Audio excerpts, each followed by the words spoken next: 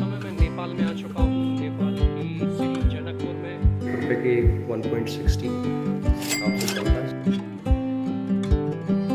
जनकपुर, जिसे जनकपुर धाम भी कहा जाता है, की स्थापना 18वीं शताब्दी में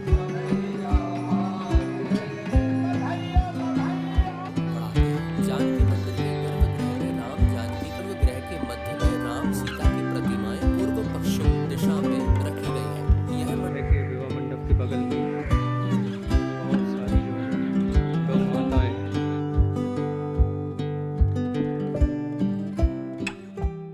जनकपुर में। अभी मैं जा रहा हूँ कुंड के दर्शन करने। तो यहाँ पे ना दो कुंड हैं, दो, जिनका नाम है धनुष कुंड और एक का नाम है गंगा कुंड। इनको ये लोग धनुष सागर और गंगा सागर बोलते हैं। तो कुंड से ही हैं। और धनुष कुंड को, जो धनुष सागर है, उसको ये माना जाता है कि राम जी ने जब धनुष को तोड़ा था, तो अब उसकी गर्जना से या फिर जहाँ पे वो गिरा, ऐसा कुछ सीन है, मैं क्लियर कर दूंगा आपको। तो वहाँ पे कुंड बन गया था। और गंगा सागर का भी पता करते हैं। चलिए अभी दर्शन करके आते हैं अपन। अभी ये मार्केट, जनकपुर का मार्केट है ये, तो क्या आते हैं। धनुष सागर जनक चौक की दक्षिण, गंगा सागर की पश्चिम और राम मंदिर के पूर्व में स्थित है। यह सरोवर रामायण कालीन घटनाओं से जुड़ा है। राम और सीता के विवाह के समय भगवान राम ने शिव का धनुष तोड़ा था, जो 3 भागों में विभक्त हुआ। एक स्वर्ग, दूसरा धनुष धाम और तीसरा पाताल लोक चला गया। एक भाग जहां गिरा, वही स्थान धनुष सागर कहलाया। धार्मिक मान्यता है कि कभी कभी धनुष का वह टुकड़ा जल में देखा जा सकता है। श्रद्धालु यहाँ स्नान करते हैं या सिर पर जल डालते हैं। गंगा सागर सरोवर शिव चौक के दक्षिण और धनुष सागर के पूर्व में स्थित है। संत सूर किशोर दास जी ने 17वीं शताब्दी के अंत में जब जनकपुर धाम की यात्रा की, तब उन्होंने इस सरोवर का भी उल्लेख किया है कि यह नगर का सबसे प्राचीन सरोवरों में से एक है। विष्णु पुराण के अनुसार यह सरोवर राजर्षि जनक की कथा से जुड़ा है। कहा जाता है कि ज्येष्ठ शुक्ल दशमी के दिन इस सरोवर में स्नान करने से विशेष पुण्य प्राप्त होता है। यह मिथिला महात्म्य में देखने को मिलता है। विक्रम संवत 2041 से गंगा सागर के पश्चिम द्वार पर प्रतिदिन गंगा आरती हो रही है और धार्मिक पर्यटकों की संख्या में वृद्धि हो रही है। इस समय पर मैं जनकपुर नेपाल में गंगा सागर, जो कि एक कुंड है, ऐसे कई कुंड हैं, उनमें से एक गंगा सागर में बैठा हूँ। और वास्तविक में एक चीज़ तो मैं आज कहना चाहूँगा। मैं अपनी मम्मी के धाम, जानकी मैया के धाम में जनकपुर में आया। जब से आया हूँ, मानो शरीर चिंता मुक्त हो गया। भारी भारी हृदय था, वो हल्का हो गया। ऐसा लग रहा है जैसे मतलब कि कुछ सोचने का और मन नहीं कर रहा। बस ऐसा लग रहा है कि बस यहीं पे बच जाओ जनकपुर में। इतना प्यारी स्थान, इतना प्यारा अनुभव है यहाँ पे, इसको जिक्र ना कर सकूँ, ऐसा अनुभव है। हम लोग ना बहुत बिजी हो गए हैं अपन लोग। जो समय मिलता है ना, तो अपन जैसे मनाली, शिमला, आजकल के यंगस्टर्स यही कर रहे हैं, मनाली शिमला। ठीक है, करना चाहिए, वो भी सही है, लेकिन कभी समय मिले ना, प्लीज़ एक बार, यदि आप नेपाल आ रहे हैं तो जनकपुर आएं। यदि आप यूपी जा रहे हैं तो अयोध्या, मथुरा, काशी, इन पवित्र स्थानों में जाएं। यदि आप मध्य प्रदेश में आ रहे हैं तो चित्रकूट, ओरछा, ऐसे अन्य पवित्र स्थानों पर जरूर।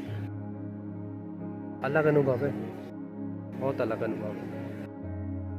और ये अलग अनुभव ठाकुर जी के कारण तो है, माता जानकी और राम जी के कारण तो है ही, लेकिन यहाँ के भक्तों के कारण भी यहाँ पे ना बड़े पवित्र, भोलेपन वाले भक्त आते हैं। उनकी पवित्रता का ये फल है कि ये पूरा स्थान ना बड़ा अच्छा लगा।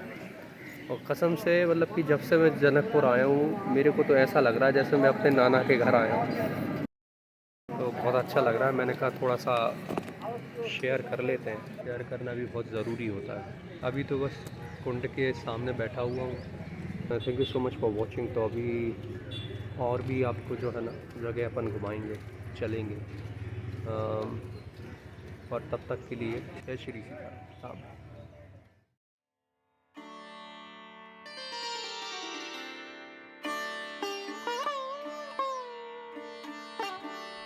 राम मंदिर के उत्तर में राज देवी मंदिर है, जिन्हें राजा जनक की कुल देवी के रूप में पूजा जाता है। इस मंदिर की प्रतिमाएं बारको गाछी से प्राप्त हुई थीं। राज देवी मंदिर शक्ति पीठ है, जो पूर्वी नेपाल के राजविराज सप्तरी जिले में राजदेवी टोल में स्थित है। यहाँ की मुख्य देवी राजदेवी है। बड़ा दशों के अवसर पर हजारों नेपाली और भारतीय श्रद्धालु यहाँ दर्शन हेतु आते हैं।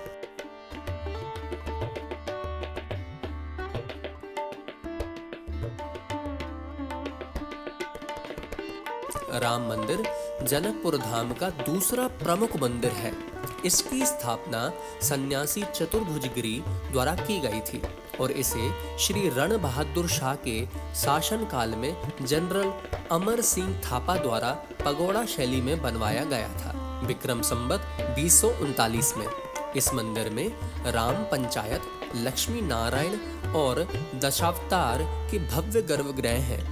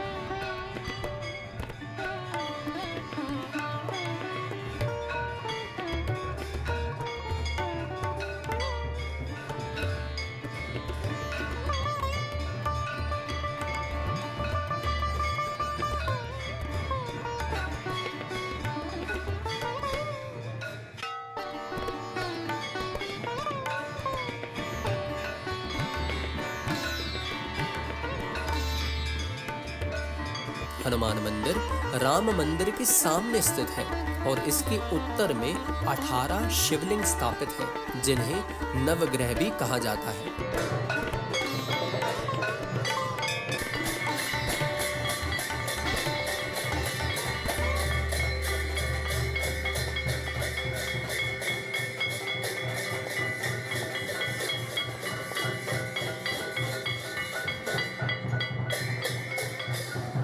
जय श्री राम। जय जय।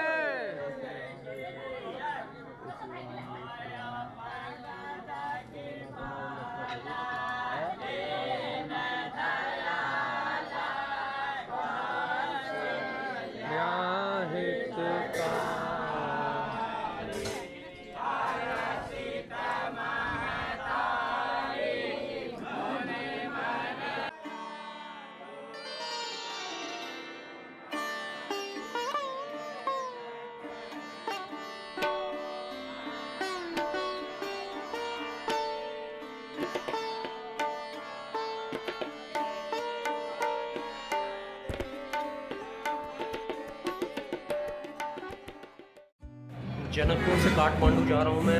जय पशुपतिनाथ। काठमांडू की ये जो बस है उसमें मैं बैठ गया हूँ। यहाँ पे दाई से मिला, उन्होंने मुझे बिल्कुल ही नेपालीज गेटअप में